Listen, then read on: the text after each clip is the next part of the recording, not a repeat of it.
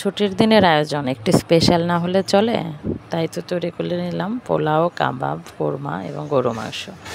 আর খাবার শেষে একটু সুন্নত আদায় না করলে কি হয়, তাই সেটার সাথে একটা সেমাইও করে নিয়েছি।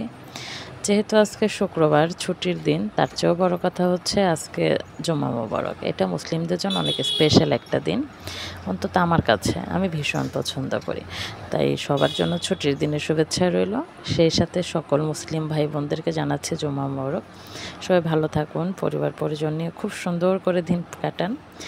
আর ছুটির দিনগুলোতে অন্তত পরিবারের সবার সাথে একসাথে খাবার চেষ্টা করবেন, কারণ পরিবারের সবাই একসাথে খাওয়া এটা হচ্ছে বরকতময় এবং এখানে আল্লাহর একটা বিশেষ রহমত থাকে। চেষ্টা করবেন ছুটির দিনগুলোতে অন্তত পরিবারকে সময় দিতে, একসাথে খেতে। সবাই ভালো থাকুন, সবার জন্য রইল অফুরন্ত ভালোবাসা। সবাই পরিবার পরিজন নিয়ে অনেক অনেক সুখে থাকুন। আমি সাথী রান্নান ব্লগ চ্যানেল থেকে বিদায় নিচ্ছি। ভালো থাকুন, আল্লাহ হাফেজ।